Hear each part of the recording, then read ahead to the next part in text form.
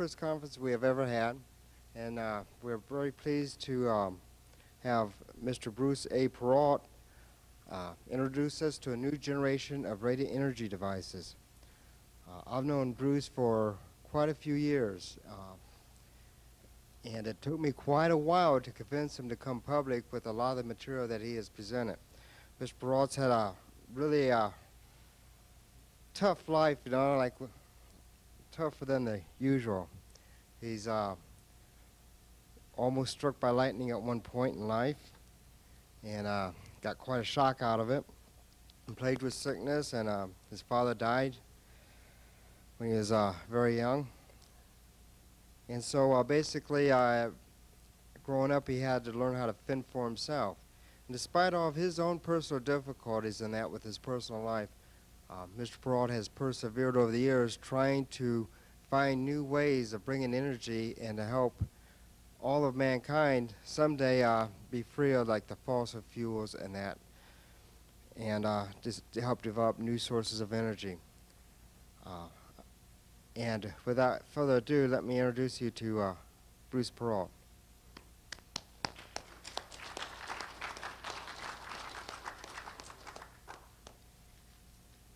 I'd like to begin my conferences by having a special pledge of allegiance. If you could all please stand.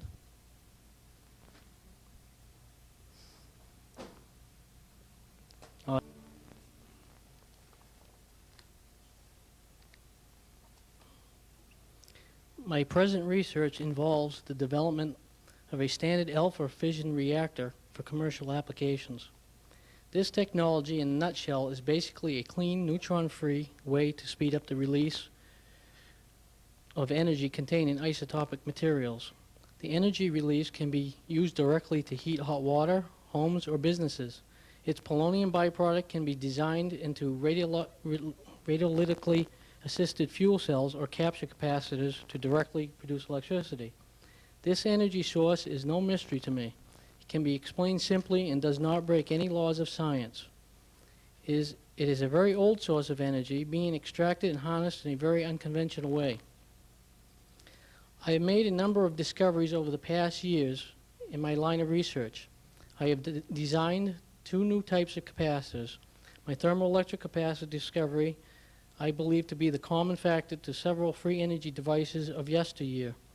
These are electrolytic capacitors that are constructed with thermally different plates. When pulsed with energy, they are heated like any other capacitor.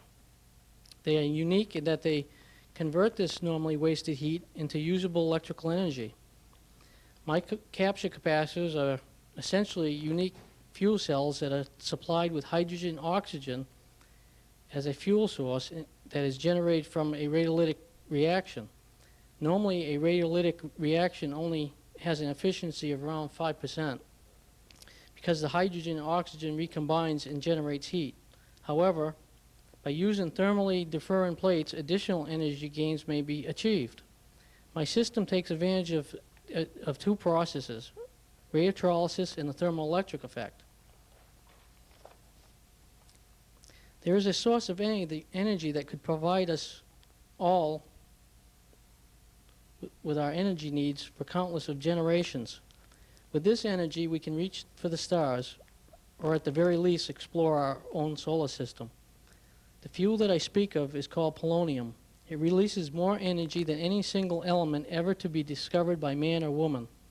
Polonium was the first element discovered by Madame Curie in 1898 while seeking the cause of radioactivity of pitchblende.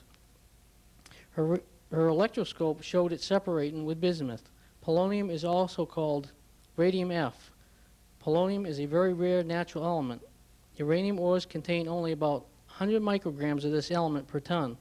It is found in radium, and its abundance is only about 0.2%. In 1934, it was found that when natural bismuth was bombarded by neutrons, bismuth-210, the parent of polonium, was created. Milligrams amounts of polonium are now prepared this way by using the high neutron fluxes of nuclear reactors. Polonium-210 is a low-melting, fairly volatile metal, 50% of which is vaporized in the air in 45 hours at 131 degrees Fahrenheit. It is an alpha emitter with a half-life of 138 days. A milligram emits as many alpha particles as 5 grams of radium. This represents a whopping 5 curies per 1/1000th of a gram, making polonium 5,000 times more powerful than radium. The energy released by the decay is so large, 140 watts per gram, that a capsule containing about half a gram reaches a temperature above 932 degrees Fahrenheit. A few curies of polonium exhibits a blue glow caused by the excitation of the surrounding gas. Almost all of its alpha radiation is stopped within the container that it is stored in, where it gives up its energy. For these reasons, polonium is an attractive lightweight source of energy. 25 isotopes of polonium are known, with atomic masses ranging from 194 to 218. Polonium-210 has been the most readily available. Isotopes, it can be prepared by alpha, proton, and deuteron bombardment of lead or bismuth in a cyclotron, but this method has proved to be quite expensive. However, there is another way to produce polonium fuel, the Moray method. This involves speeding up of the decay process of uranium ores. This method electronically excites alpha particles into fissioning. With this type of reaction, it is possible to speed up the half-life of uranium from 4.4 billion years to the half-life around 25 years.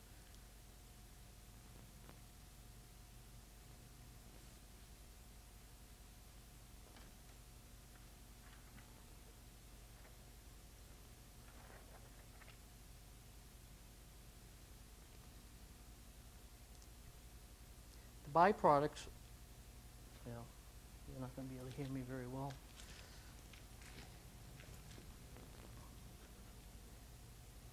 The byproduct of which is polonium. With a reactor using this process, no fission fragments can result, as the case of today's commercial neutron reactors. The neutron reactor produces several magnitudes of deadly toxic radioisotopes. The alpha fission process speeds radioactive decay the same way that occurs naturally, except for a more speeded pace. Conventional nuclear reactors speed up decay by brute force and crack atoms into many jagged fragments, while the alpha reactor gently creates the right conditions for an isotope to follow its natural path of decay. Furthermore, once polonium decays, it leaves behind only stable lead elements in its wake. This lead can be used safely for other purposes.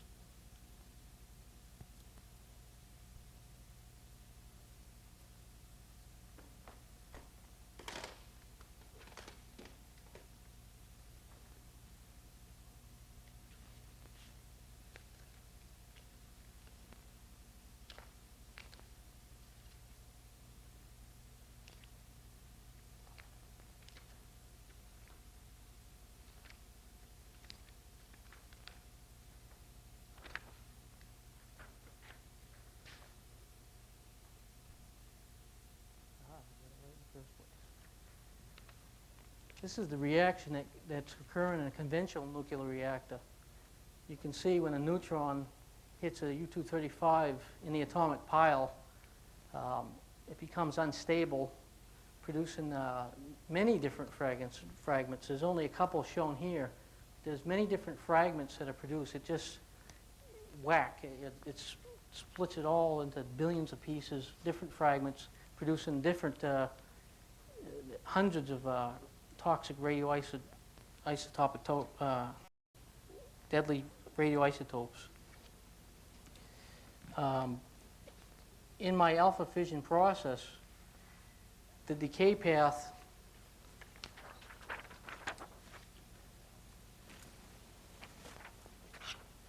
that's produced naturally, when you get the ore out of the ground, the natural decay path, it normally takes 4.4 billion years for that uranium that you get out of the ground to decay its half-life.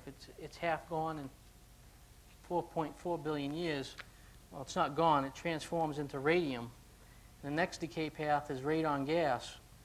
In the alpha fission process, it speeds up the decay of uranium to approximately 25 years. And the byproduct, the last product from radium is radon, and radon in 4 days, approximately 4 days, decays into polonium.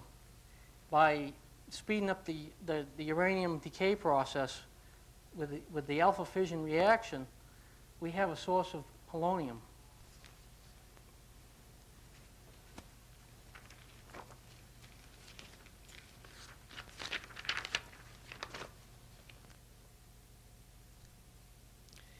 Approximately 4 months ago, I found a patent that fissions by alpha fission. This patent, although basic, validates what I had been saying all along about alpha fission. It validates my own work. The difference is, with my process, I am using electronic circuitry to get 300,000 volts to affect the alpha fission reaction, whereas in the patent they're using a Van de Graaff device to decay to speed up decay of the uranium to 25 years. I'd like to point out that we don't have to use uranium as the only isotope to use as a fuel. There are other isotopes found in nature that can be used. Nobody's researched the possibilities so far to use them as fuel sources, because the only way that they know how to create a chain reaction and a very dirty reaction that produces deadly radioisotopes is by critical mass. There's so much. You have to have so much weight of the uranium before it will self-fission. Produces deadly radioisotopes and deadly neutrons and heat. In my process, there's no heat. It's the energy given off is, I'll show you. Same type of energy that's given off by this Wimhurst device.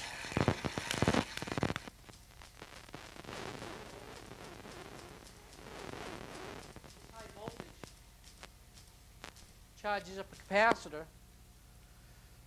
That capacitor is dumped to a tank circuit. Nikola Tesla, I believe it was 1905, took out 2 patents called radiant energy, radiant energy converter.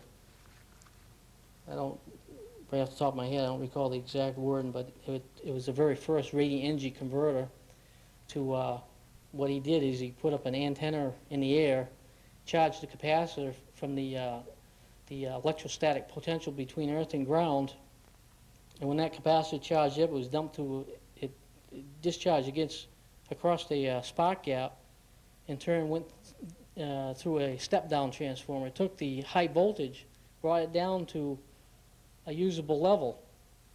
When the voltage went down, the amperage went up. However, it took a half a day for that to charge up. But it's still the same principle of conversion, the radiant energy converter.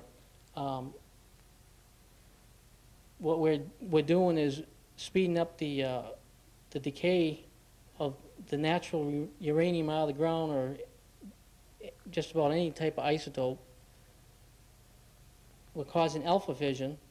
And in the process, we're not using neutrons, so the material, as it's decaying, it's giving off very little heat.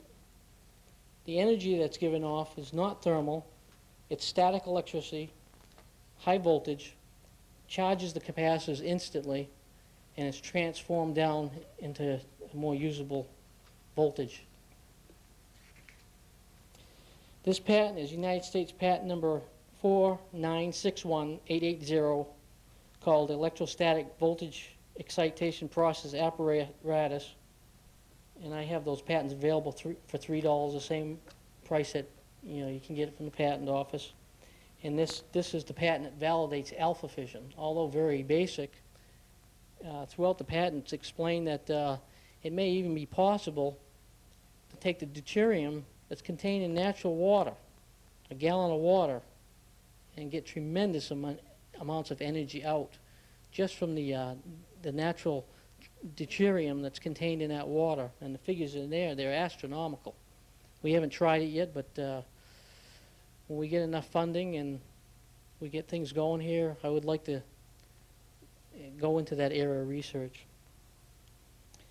This patent is very similar to the setup that I am using here to create alpha fission. The difference that I'm using solid state components instead of Van de Graaff machine. I was delighted to find this patent in March, as it validates what I have been trying to tell folks all along. The numbers and figures are outlined in this patent. I will continue to develop this invention. Radioactive animations expelled from radium, thorium, or radioactive ores can be concentrated on a negatively charged conductor.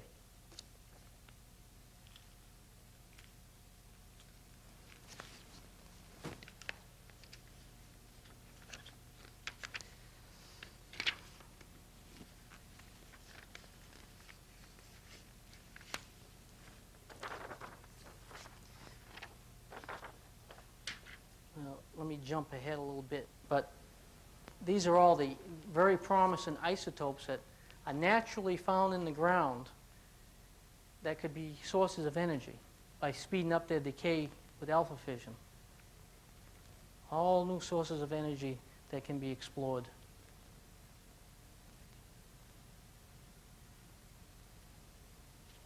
And you can see one of them up there is potassium-40. That's found in ordinary fertilizer. Now, why don't our scientists take these elements found in the ground and separate these isotopes and start doing experiments with them to find a new fuel source? They simply don't. What are these percentages? These percentages here are the percentage of this isotope found. Like the top there is potassium-40. That's an isotope, radioactive isotope of ordinary potassium that's found with potassium that's mined out of the ground. That percentage is the amount that's found in ordinary, the natural abundance found in the, what's mined out of the ground. Potassium-40, and there's another mode of disintegration. It's called K capture. That's where the innermost electron shell absorbs electron to produce the isotopic change, a transformation into the next stage of transformation of that isotope. Interesting here, vanadium is listed as one, and we use vanadium in our piston rings, vanadium's in everything, and that's a potential fuel source. What we need to do is isolate these isotopes and explore their energy content.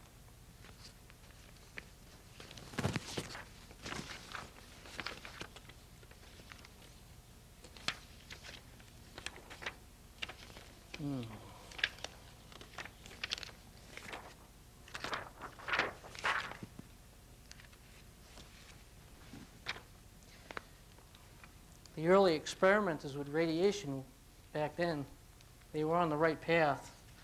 It's a very simple setup here. You have an isotope, or radioactive ore, in that dish. This is a simple experiment that anyone can try if they set up a high voltage source.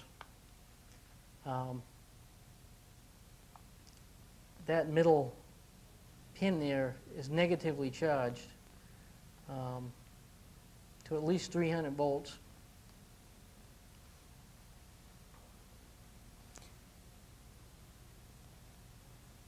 And when the animations are given off by radioactive ore, the radon collects. Well, in this case, they've got the rod here insulated, and that ball on the end there is bare metal, and that's where all the radon gas is collecting, and it's decaying into polonium, and that polonium is a fuel source. It gives off a lot of energy, but this basic experiment can lead to other paths, but this is where you have to start.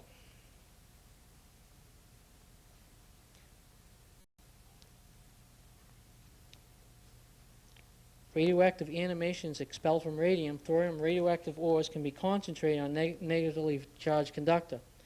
Radioactive matter decays and expels animations that will travel to a negative electrode. The collecting distance will depend on the potential of the charged wire.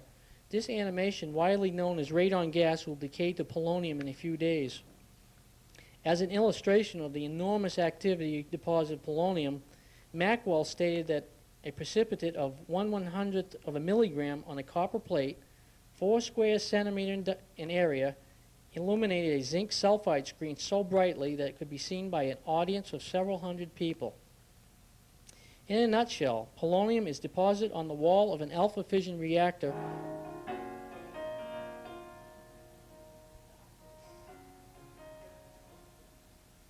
by the applications of a negative charge. This deposit accumulates and intense alpha flux results. The flux is contained and focuses a tight stream of alpha particles into the isotopic seed material. Alpha fission results. This discovery has enormous implications in the way we obtain energy. It is safe, clean, and abundant. I am a catalyst to getting this technology implemented. Let's all work together and bring positive changes to our world. We are indeed running out of time. Will you make the difference? The future of our world depends on what you do today.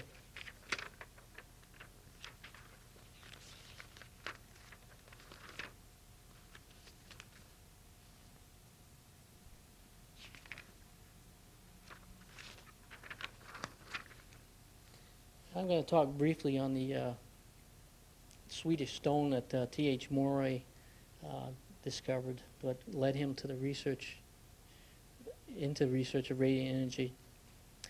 Around the year 1911, T.H. Morey was able to power a 16-candle power carbon arc lamp at about half its light output with a simple electrostatic charge obtained from an antenna and ground connection.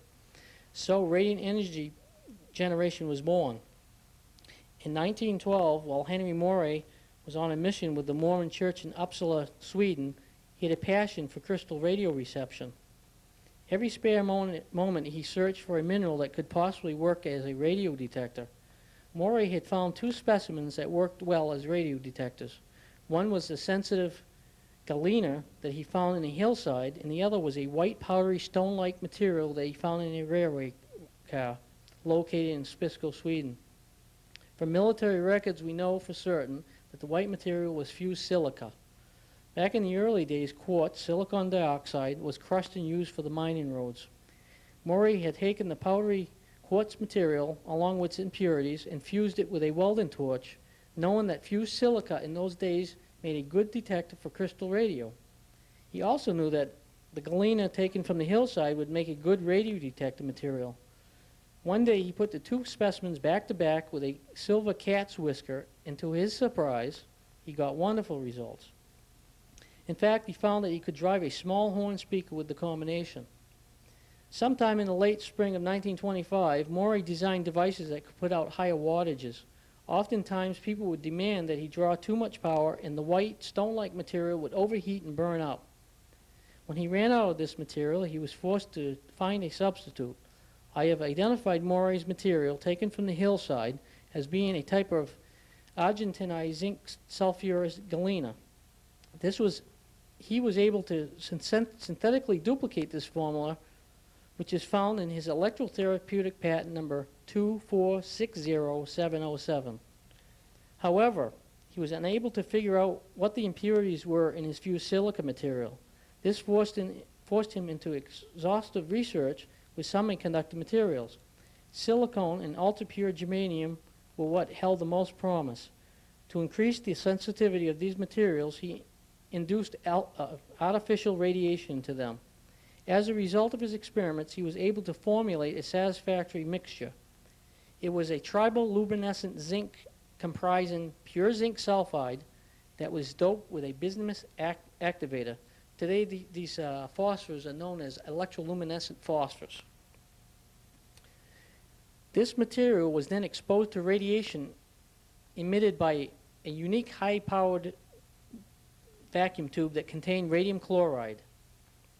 This created active bismuth, today known as polonium-210. If we were to coat that sphere on a little dot on the bottom there with bismuth, put the negative voltage on there with radium chloride in there, the animations collected on that bismuth would activate the bismuth. It was called activated bismuth back in those days, but today we know it as polonium-210. Excuse me, bismuth-210. If you were to coat the end of that dot there with lead, it would become lead-210, also called polonium-210.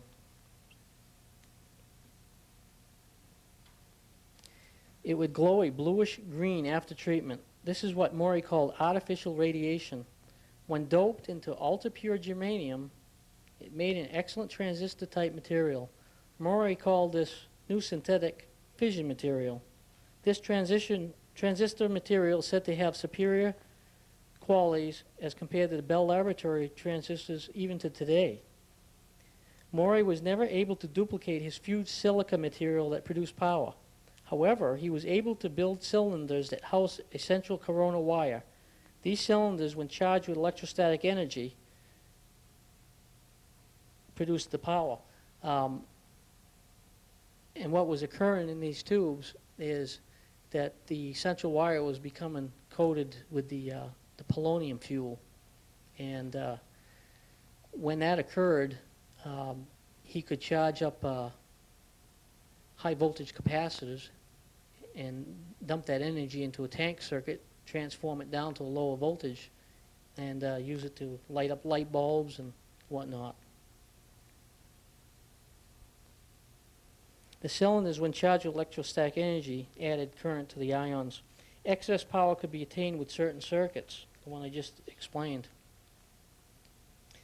I'm going to go into a little bit of the energy released by alpha disintegration, and I'm going to show you the star mode over here that we're producing, and it is a result of coating those electrodes with a type of moire material. The only difference is that we have not doped the material with radioactive material. For the conference, we didn't want to bring anything that was radioactive. But it produces a very unique star without consuming the electrodes. And I'm going to show you a tape that demonstrates the star mode under vacuum conditions that people researching the Farnsworth fuser device try to achieve to produce fusion in the tubes. The problem with the Farnsworth fuser patent is that they have not been able to make it self-sustaining. And the reason being is, as I will show, is that there is a lot of energy leakage. They call it a bugle and electron leakage. I had seen this tape on the internet advertised, and I ordered it, and all of a sudden the star mode effect was showed, and I says, oh, I can't believe this. This is what's being produced between the gap and coated with the moire material. It's identical. I don't have time or the money to go off into this area of research. There's many spin-offs being developed as a result of our research, but we are sending out electrodes so that people can explore this avenue and see if they can create a self-sustaining fusion reaction using the Farnsworth method with these electrodes. We'll see what the results are in a few months. When positively charged helium atoms, alpha particles, collide with the electron cloud that envelopes another atom, its positive charge is eventually canceled by these collisions. This is called absorption. Atoms ring like a bell when impinged upon by alpha particles. This ringing state generates X-rays. The wavelength of this generated X-ray depends on the charge of the alpha particle and what type of atom it hits. The X-ray generated has an energy level that exceeds 10 million electron volts. It is absorbed by the atoms, in which case the neutrons are raised to excited energy states, and they may be broken loose from the shells of an element, or a neutron may be added to a shell. Isotopes may be created by gaining or losing neutrons in this process, which I've come up with a neutron shell theory. I have an idea that the neutrons do not reside in the nucleus, that every element in the middle, it is an element that God created in the beginning of the universe, and that this element, this atom, this essential part of, say, what we call lithium, man can create nor destroy. It was created at the beginning with enormous amounts of energy. We don't know how, but that's one of the great mysteries. So my idea is that the neutrons share the shell of the electrons, and then with this new model, we can bring the nuclear physicist together with the chemist and create a marriage that will create a revolution in way of discovery, in the way that we manipulate and use matter. Many possibilities can result if we only look in these new directions.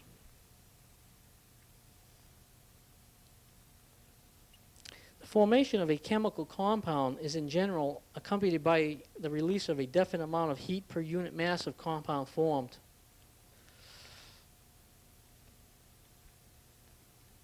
The burning of a fuel is a chemical reaction which oxygen unites with it. The quality of heat released when a unit of fuel is burned with oxygen is called the heat of combustion. For the average coal, this value is from 7,000 to 8,000 calories per gram, or 12,000 to 14,000 BTUs per pound. In contrast, isotopic transformation transform these different isotopes that we find in the ground naturally will release enormous amounts of energy when compared to conventional oxygen electron oxygen reduction. However, this does not justify the theory advanced that neutrons occupy the center of atoms. It is my hypothesis that neutrons reside in the orbital shells of the elements and not within the nucleus. To envision the atomic structure, one only has to look at our own solar system to see this on a grand scale. Isotopic oxidation, neutron oxidation, simply involves the neutrons. However, the energy involved is much greater because the neutrons represent neutral charge, and therefore the binding energy to the elemental shells are of a greater magnitude. When the unstable isotope of an element reverts back to its stable state, energy is released in the transformation. Now, if incident impingent electrons are impingent on naturally occurring elements like U-235 and the wavelength is correct, according to the resonant frequency of this element, which is according to the mass size of that particular atom, excess energy can be released. This may be done with any isotope. However, U-235 is self-fissioning and under the right conditions will not require any other source of energy other than what it releases. It will fission by capturing neutrons. Excess energy is released only after the amount of captured neutrons equals the amount used for the transformation. This is called the break-even point. Beyond this, excess energy is released. We're not limited to the U-235 isotope to use as a fuel source. This element is used in commercial nuclear reactors because it is self-fission and requires no external energy to get it to burn. U-235 is burned by capturing neutrons. The reaction is deadly to biological materials. What is not generally known is that the U-238 in a commercial reactor does not undergo fission. The only reason for it being there is to capture neutrons to transform it into weapons-grade plutonium, Pu-239. U-238 will fission by alpha fission and will not fission by neutron fission. However, there is a hitch to the alpha fission process. The U-238 fuel requires initial external energy to get it to burn faster than its normal decay rate. This is not a problem. All that is needed is the right type of spark to speed up the decay rate. This involves a simple, economical alpha fission process. Furthermore, 0 neutrons are emitted by this process. Fully depleted U-238 uranium that does not contain U-235 is the answer to our energy needs. There could be many more, you know, if we go into the research of the other isotopes that are contained in nature. Alpha particles are stopped by a thin piece of paper and therefore can be contained safely. No deadly neutrons result. This is my definition of a clean nuclear fuel. The end products is stable lead and can be used for other applications. My 1996 radiant energy findings show that the alpha decay rate of radioactive matter can be accelerated by confinement and electronic means. Isotopes can be stimulated into storing or giving up excess energy. This technology indeed holds great rewards.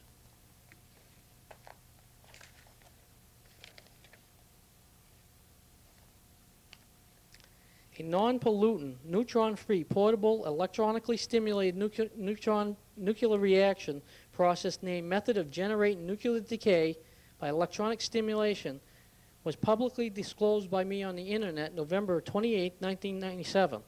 My method of nuclear decay by electronic stimulation was first disclosed by me to the United States Patent Office on July 27, 1996, and which later I will show you the, it's been 2 years, well, almost, yeah, I think 2 years, most of them over 2 years, the non-disclosure program's no longer, it's no longer valid, these numbers.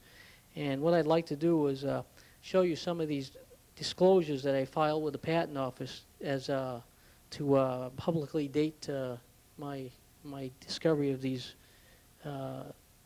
certain reactions. As I was going back,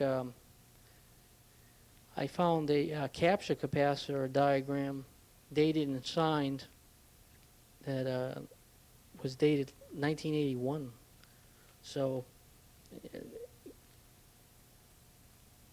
you can see I've been doing this for a long time, and you know, and this will document that you know, I'm the first to utilize this capture capacitor effect, which I'll demonstrate here, and try to prove that it's not battery action.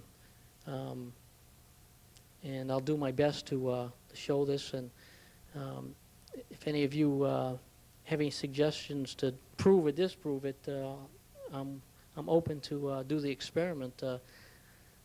And this being a small crowd here makes it very good for people to interact more personally and you know, get this validated.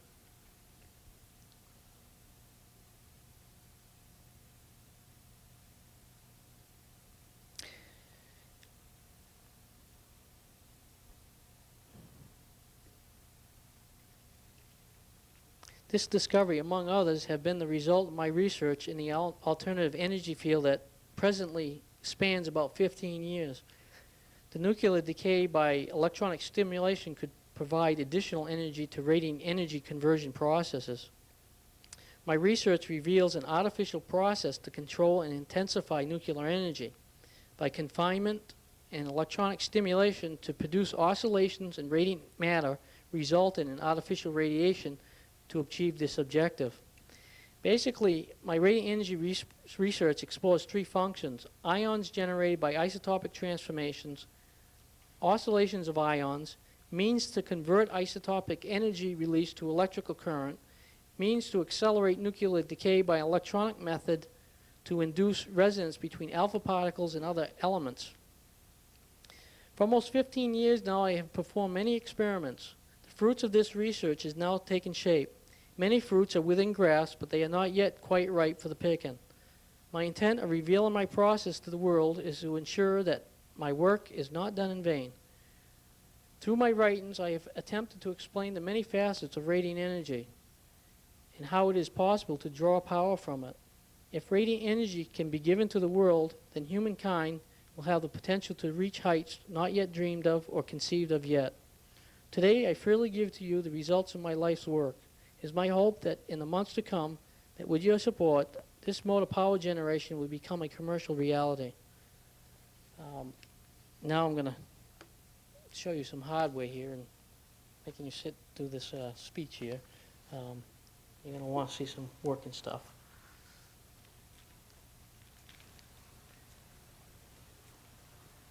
Okay, this is these electrodes are coated with the moire type material.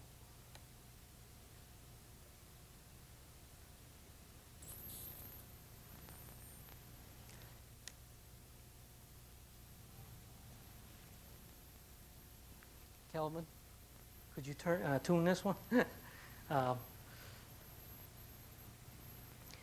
This one's consuming 1/2 watt. And this one's consuming 25 watts. You can see this star is brighter than this star. Do you have the video in there, the Farnsworth fuser? If you could put that, display that, please. I only have the one page you gave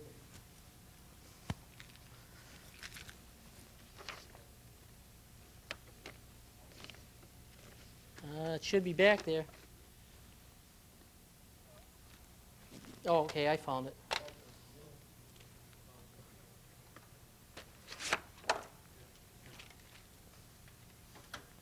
Thank you. This is about 8.5 minutes.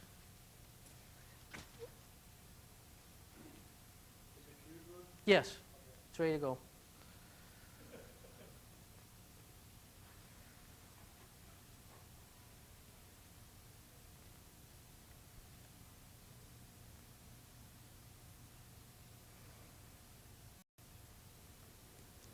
How are we doing back there? A jet of ejected ions and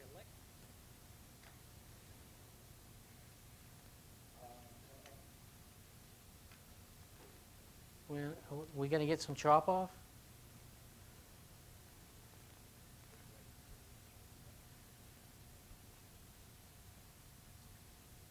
A little bit before. Okay. A jet of ejected ions and electrons can be seen in this picture and at moderate pressures. This is Richard Howell. The first thing you'll notice is the jet has a fan of ions. This jet is called a bugle jet, and it never leaves the central grid system but just for a few centimeters at pressures between, let's say, 400 microns and down to about 60 microns. You always have this fan jet or bugle jet coming right out of the poiser and out one of the openings, always out an opening of the central grid structure. Dead center in this bugle jet is a pencil-thin electron beam. At higher pressures, the electron beam is subdued because at the higher pressures, the electron's mean free path is very low. Likewise, the ion's mean free path remains low. Both beams are with you forever and at all pressures. It's just that at reduced pressures, the beams become less visible because there is less recombination. You must remember that whenever you see a light inside of a gas discharge, you are seeing recombination. You are not seeing ionization. Ionization is occurring, but the light you see is not ionization. It is ions becoming neutrals again. The only thing you can say about where the light is that recombination is going on. You can state also that somewhere ionization had to occur. If you see light, ionization had to occur somewhere else other than where you see ionization. Although in complex structures such as the poiser, you can have both incredible intense ionization and recombination at the same time. The poiser is a delicate balance of multiple ionization and recombination, all within the central grid sphere. And the pressure, both the thermal pressure and electronic urgings, force the ions out of the poiser, and they find a leak point. And this leak point at higher pressures is a point where the electron beam is leaving. The electron beam leaves because there is a huge surplus of electrons inside of the poiser, or inside of the inner grid, due to the multiply ionized atoms. And this electron beam wants to zip out and hit that positive grid, or the positive virtual grid of the outer grid structure. So it leaves via the most electrostatically convenient route. And right along behind it is towed a jet of ions, which form the bugle jet. And basically this jet is a huge recombining jet as the ions are pulled out of the poiser and recombined with electrons in the electron beam. But there are far too many electrons compared to the ions, and the ions' mean free path is so low that the bugle jet doesn't extend too far out of the poiser. But the electron beam does, and at reduced pressures below about 30 microns, the electron beam can traverse the entire chamber. It is a well-known fact in the study of ionized gases and of electron mean free paths and ions mean free paths that the electron can easily have a mean free path at any given pressure of about, and at the same given energies or acceleration voltages, about 10 times greater than any ion. And certainly for the gases we have here, the electron beam can easily have 10 times the mean free path of the ions. This explains what you're seeing at pressures between, say, 400 microns and 60 microns.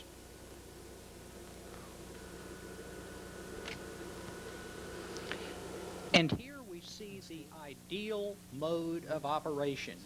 It is called star mode. This indicates superb ion recirculation. You will not see much of star mode above 10 microns of pressure. It's a very delicate mode.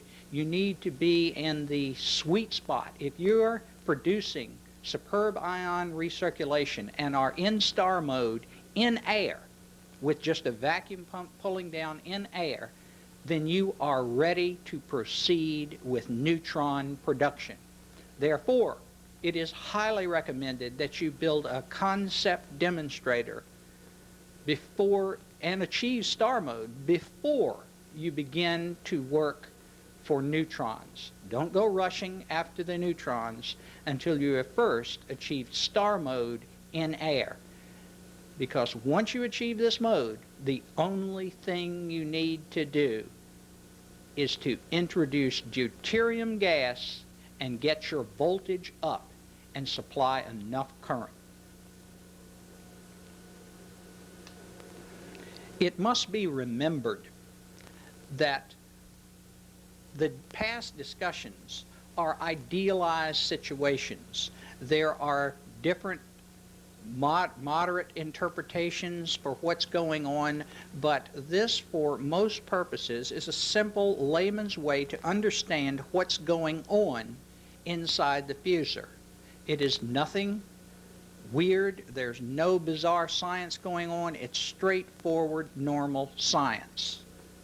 But when you substitute deuterium gas or a deuterium-tritium mix, you're capable of doing fusion. Many of you may ask why star mode is so important and why superb ion recirculation is so important.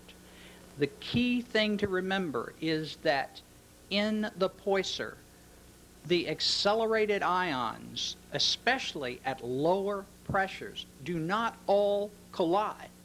Instead, some zip right through the poiser, exit the other side, and then once outside the poiser, if they do not recombine, they literally turn around and then come back into the Poisson for a second pass, some a third pass, some a fourth. A lot depends on your critical pressure and the voltages used in the chamber. One mustn't think that you have perfect Newtonian orbits of these particles. That is not the case. But when you are in star mode, you're probably getting the best ion recirculation possible. It has been shown by George Miley and his group at the University of Illinois that the star mode is capable of producing, at minimum, twice the amount of neutrons as the common Poisson mode with no star. So this is what you want to shoot for. Okay, we're done with that. Now we're going to study the nuclear reaction. Okay, if you'd like to go to the bathroom, when we get back, I'm going to show a 50-minute video that's very, very important. And I feel that more people should be aware of what's going on. And, you know, it's a wake-up call. And I know it's a small group here, but if you can get the word out, maybe we can stop our government from doing these horrible things to the world. And it's directly related to radiant energy. And it is the reason why I'm very reluctant to give out the final last two pieces of the puzzle. I don't want radiant energy to be used to murder people. And I feel that if the military gets a hold of this, it's exactly what will happen.